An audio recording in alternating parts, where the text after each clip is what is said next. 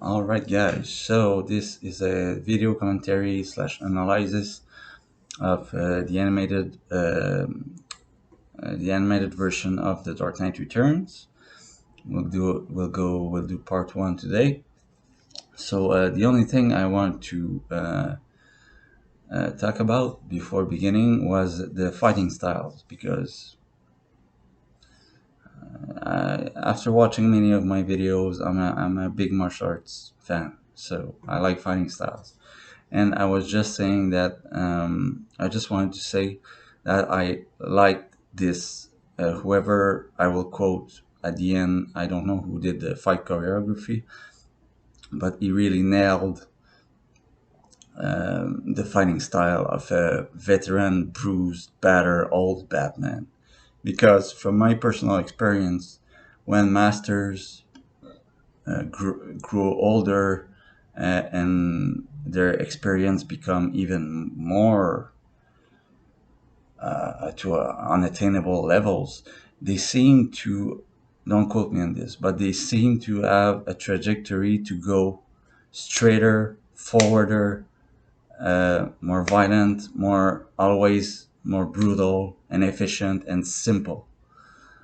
And because under stress, I don't like the recent animated movies. I like the classics. I like Death in the Family, Red Hood, Return of the Joker, of course, Phantasm, which is the best. Um, but Dark Knight Returns, in my opinion, is probably toe to toe with maybe just a little bit behind Mask of Phantasm because but Mask of Phantasm is more emotional and anyway.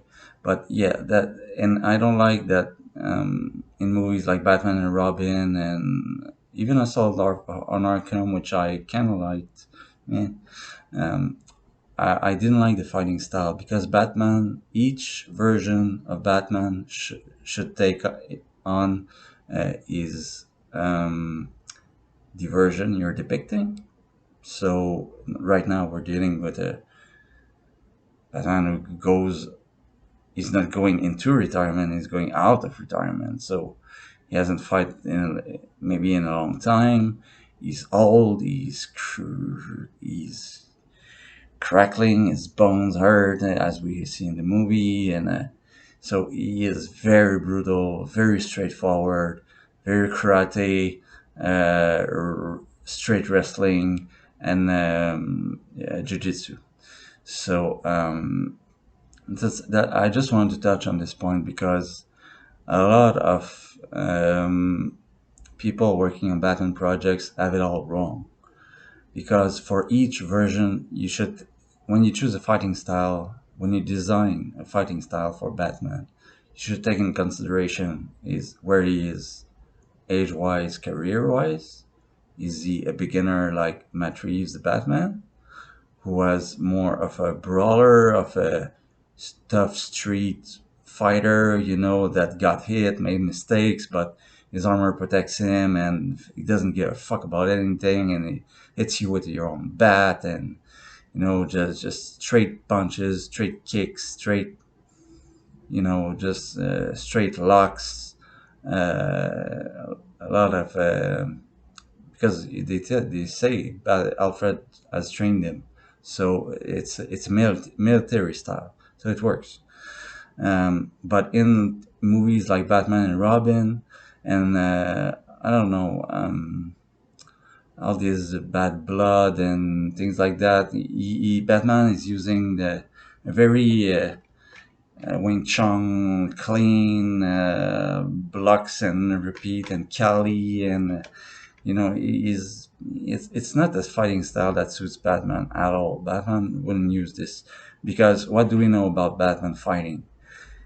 He rarely fights one on one. He often fights multiple opponents at once, and he's brutal. He's very very brutal. Not to say that these martial arts are not brutal and efficient. I don't know. I don't know every martial arts, but it's not something more too precise because under stress, your body becomes, of course, it's Batman, so it doesn't apply really, but under stress, you're not going be able to do all the perfect kicks and beautiful because it looks beautiful, but everything that looks beautiful at slow motion will go very shitty at full speed and full force and full randomness because it's chaos. Fighting is chaos. So I just wanted to touch on that before I give my 2 cents or my 1 cent with two faces, like Harvey Dent, maybe. So yeah, I just wanted to touch this notion, and let's not wait anymore. Let's jump in. This is Dark Knight Returns, Part One. I've been missing this. I love the soundtrack very much. I think it's the best soundtrack for an animated movie. So I'm just at 0.0. So I'm clicking play in 3, 2, 1, go. So now we see the WB logo, Warner Premiere.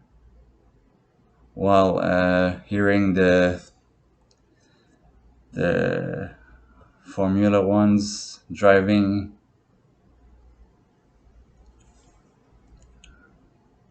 the race cars.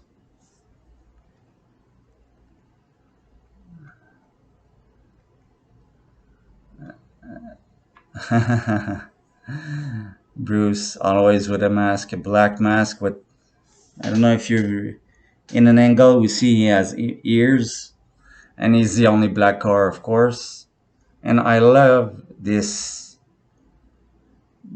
little scene gives us a lot because, of course, Batman is an expert driver, but the most important thing from what he can get from this scene, it it shows us that Batman is an adrenaline junkie.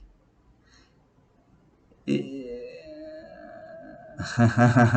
just punched and ripped out the wires. Are you trying to kill yourself? Who can tell? Who can tell? Car's malfunctioning. It goes in a tumble, but of course it's Batman, so he's already out. Yoop, jumped out. No sweat.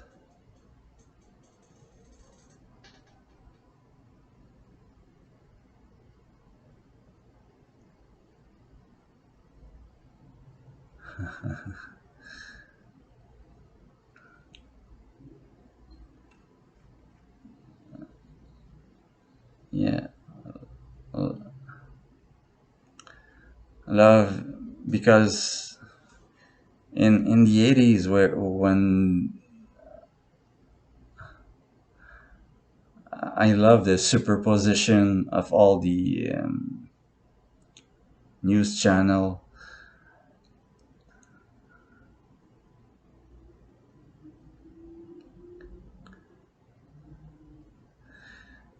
And Gordon is so badass.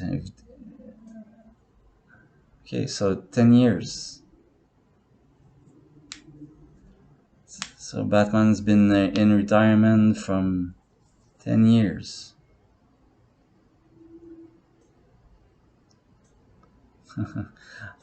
I like the superposition of the channel news because that's something you could say that, well, we see that in every Batman movie.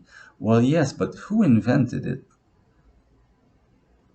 And Frank Miller, I guess, because you wouldn't have clips in the Nolan trilogy like with the Joker and the news, and we see it in every Batman movie now. But Yeah, and now that the fact that he drinks, he's over it. And this, and Gordon said, you had it all fooled with your ginger ale, drinking your ginger ale while we were drinking champagne.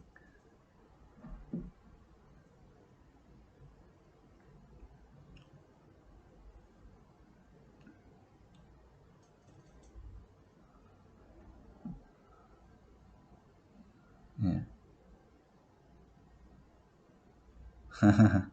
Makes a reference to the Joker.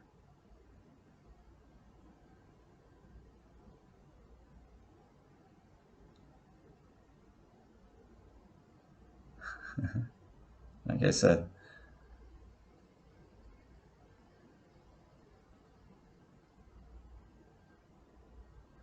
makes it easier. Yeah, and I'm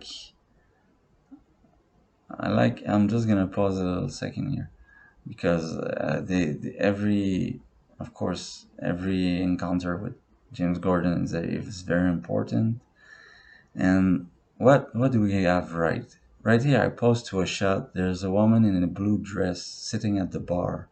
The aesthetic, I love the. It reminds me of the animated series because in the animated series, women were very skinny and smaller, and men were all like huge, like almost robotic, like squares, and they were like giants. And I don't mean that women should be smaller and weaker and men should be stronger and everything. It's not my point. My point is just the choosing of the aesthetics, that because when you want to see who could be Batman, well, all these guys are shaped like refrigerators. I mean, they're cubes of ice. They're huge, and it's just that the difference in shape wise, not strength wise, not knowledge wise, not skill wise, just the shape wise depiction of the woman versus the man. It reminds me a lot of the animated series. So yeah, so I like that a lot. And yeah, and I love that Batman has finally gave out and started drinking. I think for 10 years now because he's been retired for 10 drinks. For 10 drinks, for 10 years. Because I love to think. It makes me think about the first days and weeks and months that he quit, because after 30 years, 30 plus years of doing this every night, to suddenly quit, it must have been a a brain fire, the brain on fire. It must have been so, like, what, I have to walk at daylight now, and I don't like the sun. I like being out at night. I started drinking. Do I train always as hard? It's not necessary anymore. And walking in Gotham, and of course. Anyway, that's just what my little comment for this scene.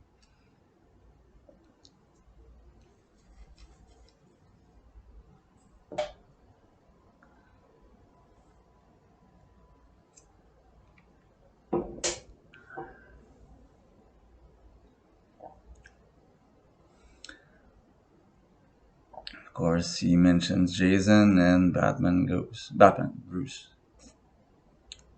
He's always Batman in my eyes. It's like he can hide behind a mustache. He can try to drink, as we will see soon. He can try anything, but you see in his eyes that he's just waiting for a he's just waiting for a lighter to flame his world. It's just past a gang of mutants.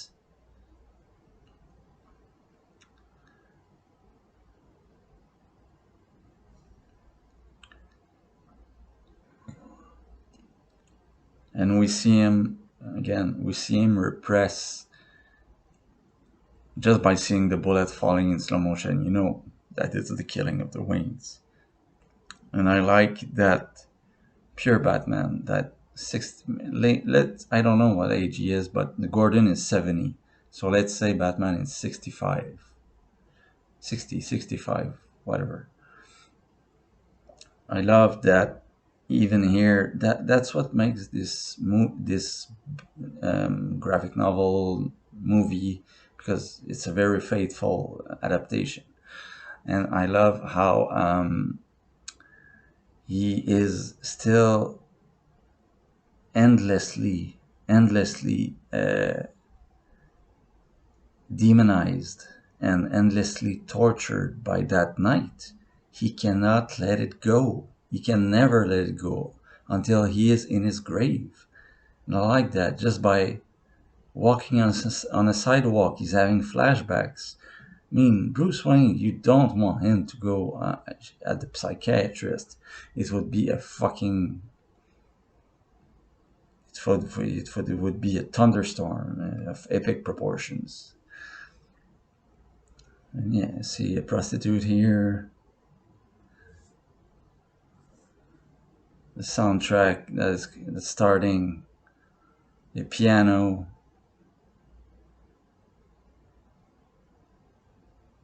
Beautiful. Again, he sees a newspaper with a necklace of pearls and two dead people, family murdered, mutants suspected. So we can see, of course, I think he is hallucinating half of it. He is hallucinating the pearl, but he's not hallucinating mutants suspected, because I think it makes great deal of sense that the mutants just kill the family. But of course, the necklace of pearls is a little too push to shove. I don't know the correct expression, but so we can. I love that he hallucinates like what he sees to fit what he wants to see. So, and of course he's taken aback. All he can see is the pearls, and it brings him right back. Beautiful, beautifully made. And this is one of my favorite scenes. Two guys with a knife, easy for Batman.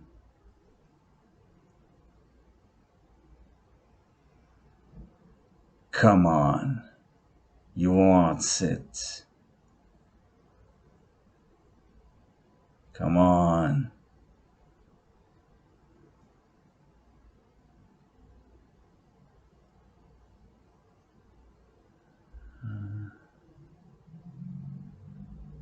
Just that state of mind is exhausting to him, but he contains it, keeps his cool, because he was so pumped with adrenaline to just take on these two little fuckers that have been crazy. And of course, he cannot sleep. He must be with alcohol. He must be having vivid nightmares. Bruce is so. I like that it was a picnic, and I like this version of the Pit of Bats, because it's not like in Batman Begins, or in even if in Batman v Superman, whatever crap. I like that he was just having a picnic with his parents, and he was chasing a rabbit.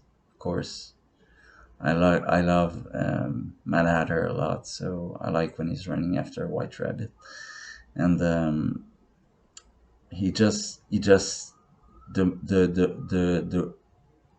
the terrain just breaks under him, and he falls, because that's how random it is. It's not like in Batman Begins. It was a sealed thing that they put planks over, and the planks just cracked, and he fall into the pit, and the pit was already there and everything. But having it being so random, And on such a beautiful day, having being so traumatized while just having a picnic, it's I like this version very much. And I already the red eyes, the red bright eyes being swallowed by a demon, a bad demon. And he's struggling, but he can't keep it out anymore. He has to go down to the bat cave, a proper bat cave.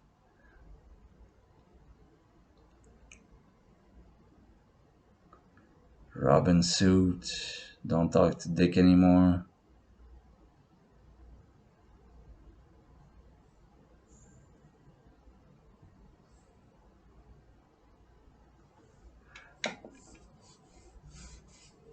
And Alfred must be in his 80s.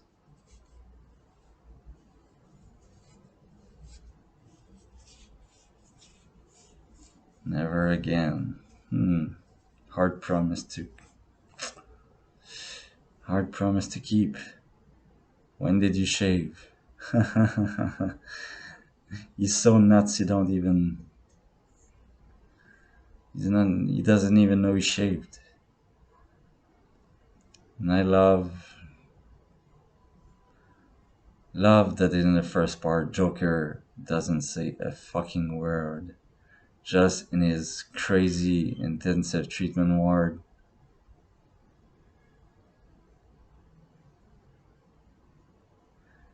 He's just catatonic because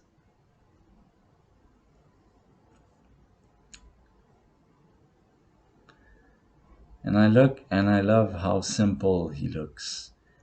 Yes, he has green eyes, but his face is really simple. It's more the personality that counts, not the look.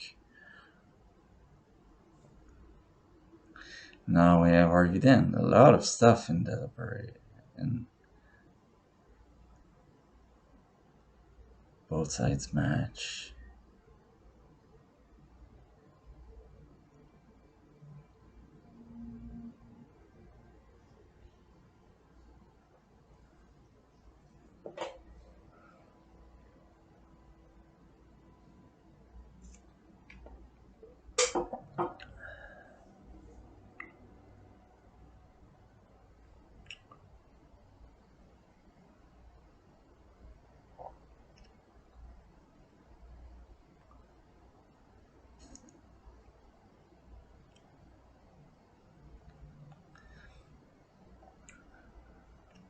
I love the character of Bartholomew Wolper. That he thinks he has decoded these villains and he thinks he has made them better and that he is rehabilitating them, but of course they're all putting a joke on him.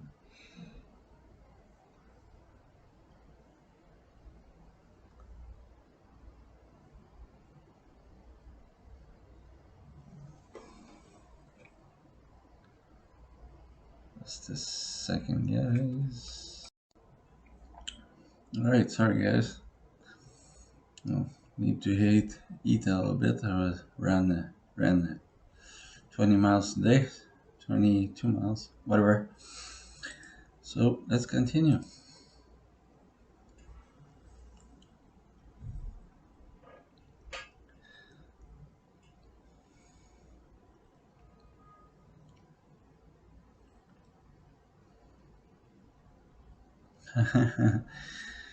We can all defeat our old private demons. Batman is very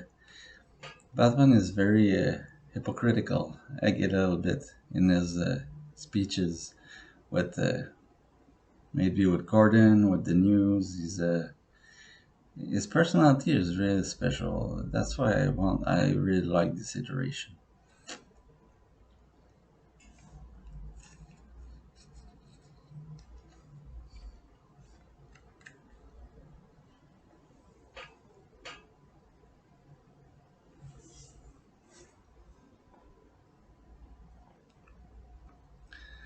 The worst criminals since the Joker, the Mark of Zorro, who of course in the canon, and we have it now. Love the soundtrack on this. The crescendos, Batman thinking he is a swashbuckler.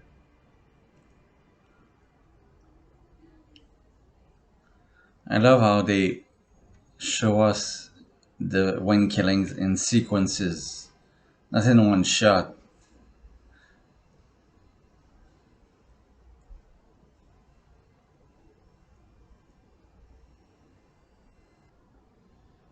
The wrath of God. And he's clearly hallucinating. Batman's Batman has Batman has his own voice, and Batman talks to him because Batman is Bruce is always I mean there's Alfred, but Bruce is almost always alone. So who do we? I mean, you can be an introverted and you can uh, close yourself to the world as long as you want.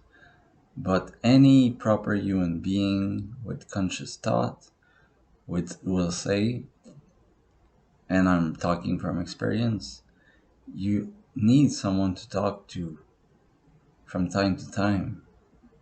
Before, if you don't, you're gonna go fucking nuts. Uh, and I love that Batman as doesn't have a stupid voice like no like well Christian Bale, or he's not overdoing it. It's just his natural voice, his natural instincts calling him on. And it's just like you cannot escape your fate. Like in Mask of the Phantasm, on his knees at his parents' grave.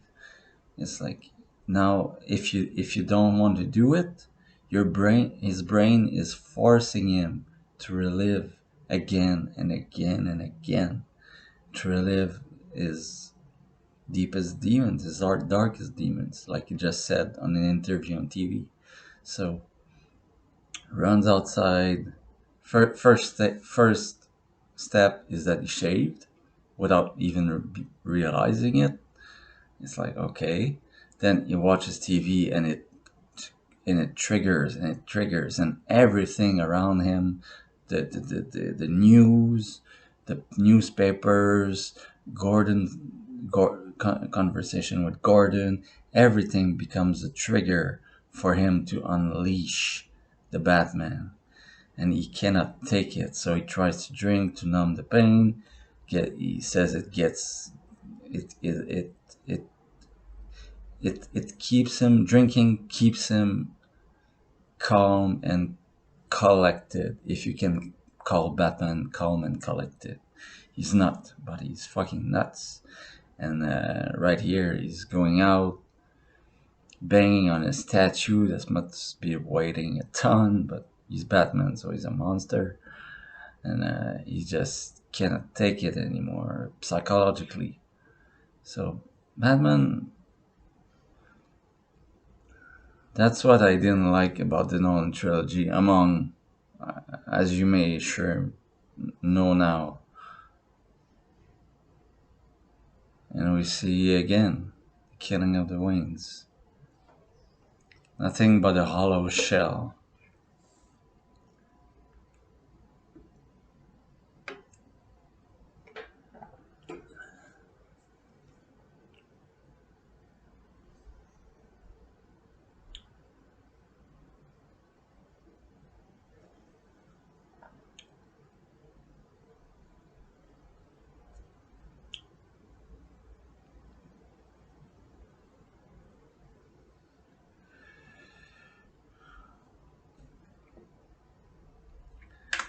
And he's trying to force it out.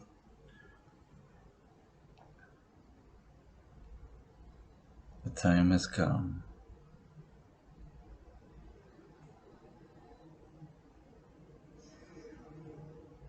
Again, did the bat really crash his window? Or think it was just an under hallucination. And I love it. Just a poor woman down on his luck, just trying to get home with groceries. S-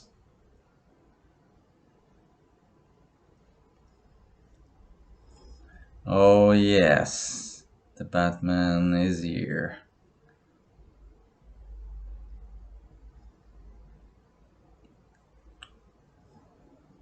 He is unleashed. And he said, the news anchor said that the weather specialist said a thunderstorm is coming like the wrath of God, and it's just another name for the Batman, the wrath of God.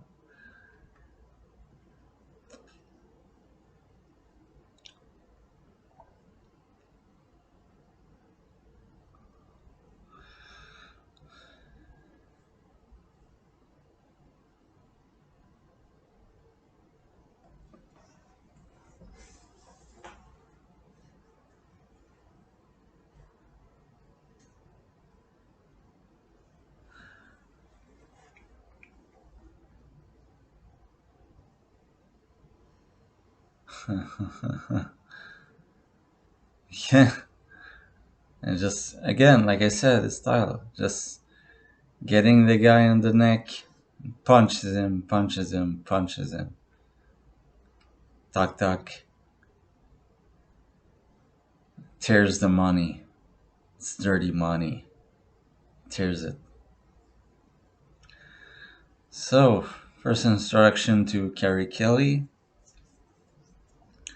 Um,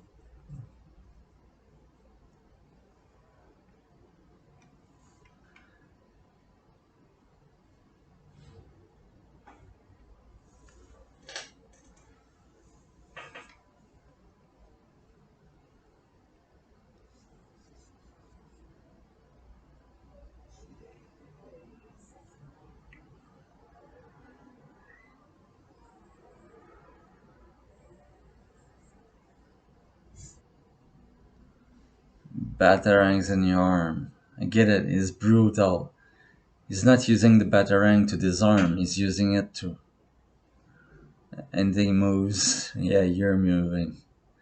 Getting beaten up. And the thunder.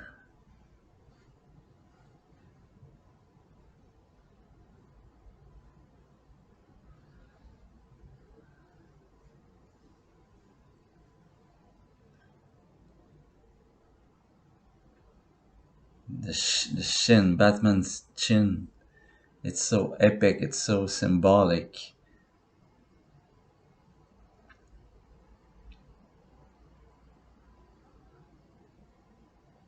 That's what Matt Reeves, the Batman, got perfectly. It's because Pattinson's chin and jawline, he wanted to really show it. So that's why he made a mask that went very far with a great opening, and just yeah, the mask just a little bit um, below the throat, but never on the chin, never reaching there. So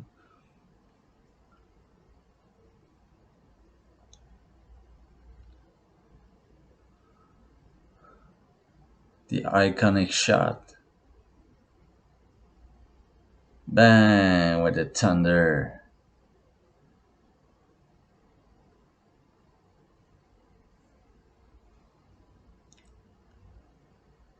We're in for a show, kid. Oh yes, the freaking Batman is here.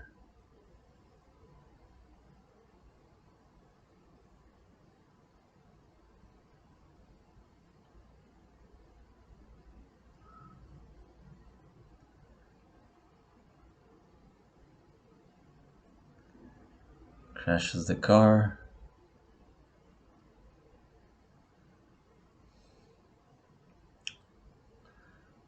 And again, how would they use the environment? Because Gotham has so much. These men are mine. What a voice. I love the environment of Gotham. And again, the soundtrack. The soundtrack always has either our hearts or the tempo of our brain. So that's why it's so special. And I love, like I said, the environment that Gotham creates. It's always a broken up building, like, and of course,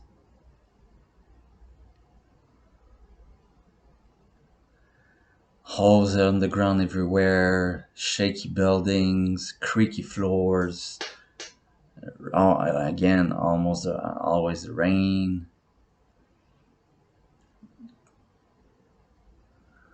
It's like Gotham's soul is poisoned. It's like Gotham's soul is rotten.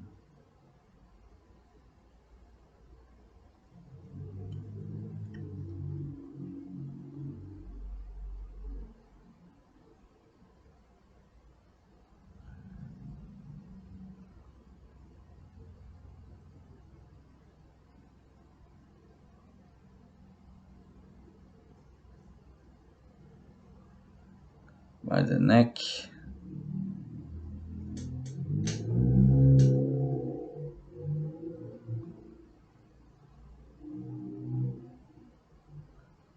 And I love how Batman moves because his suit is only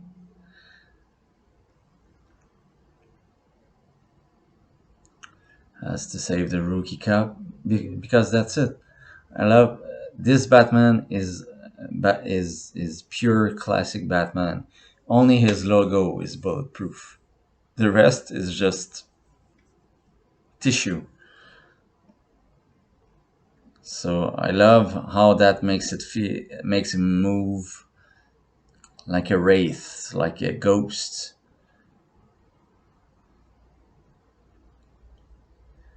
He's young, he'll walk again.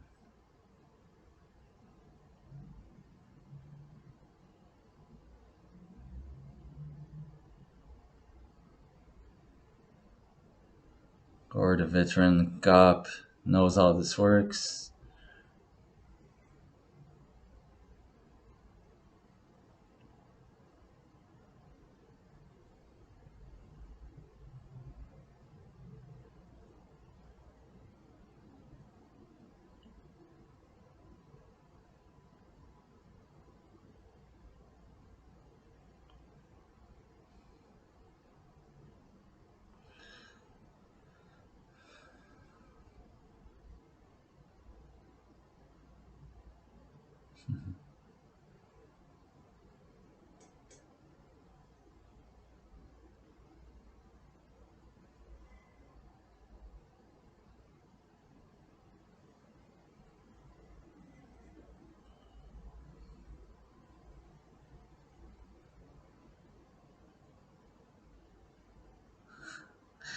A man 12 feet tall. That's what makes you see. That's what Nolan didn't get. That's why people like again. I mean, uh, it depends of the creation and the iteration and the version of Batman you're doing, but a Batman that is a pure physical machine, a pure domination machine, like we saw really with Ben Affleck, because Ben Affleck's suit and body was made to be like this version, like was based on the Dark Knight Returns, and he looked fucking 12 feet tall. I'll give that to him, but that's here the difference here. I'm not giving the credit to Zack Snyder. I'm giving the credit to Ben Affleck because Zack Snyder didn't create the suit, and he didn't do the training, and he didn't do he only wrote and directed a shitty, not Batman movie uh, for pure money benefits.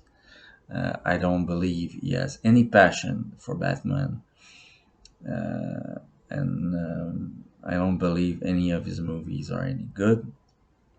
I think he's a fucking dumbass. But yeah, but one thing they got right was the Ben Affleck got it right. Ben Affleck made us believe in Justice League. No, not Justice League. That's my point. I don't know why the Batman v Superman and Justice League Batman, the suit is really different from from both movies. In Batman v Superman, it's bulky, it's fearful, it looks great. And what I don't like is that when I say take the warehouse fight, when I say we see 75% of the fight is a stuntman, and we can see that because we can see his jaw, we can see his face. But Ben Affleck only shows rarely, sporadically, until the end where we have some close shots. So that's why I don't like it. And it's a shame because I know I'm talking about another movie, but Ben Affleck work is ass off. I can't believe how much he must have been disciplined and how much he must have hated the routine to become this version of Batman. I mean, you look at this and say, I need to be like that, to look like that. It's like, it is crazy. His voice was right. As Bruce Wayne, his normal voice was as a very good, because I'm never going to review. I mean, maybe in a drunk, all out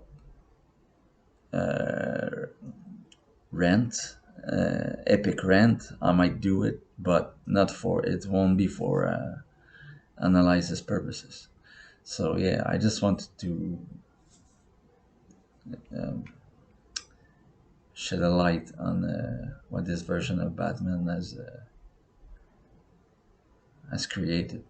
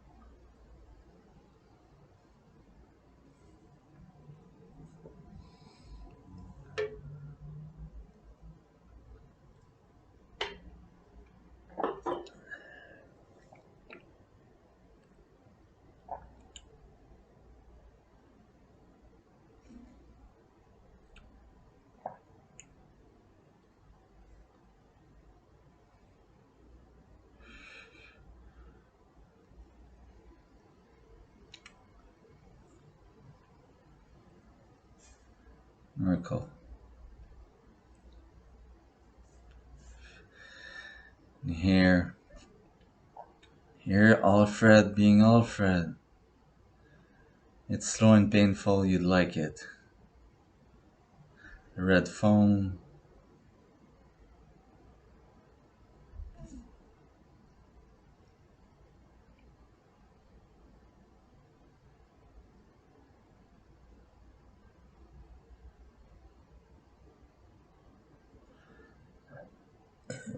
It gives him a massage.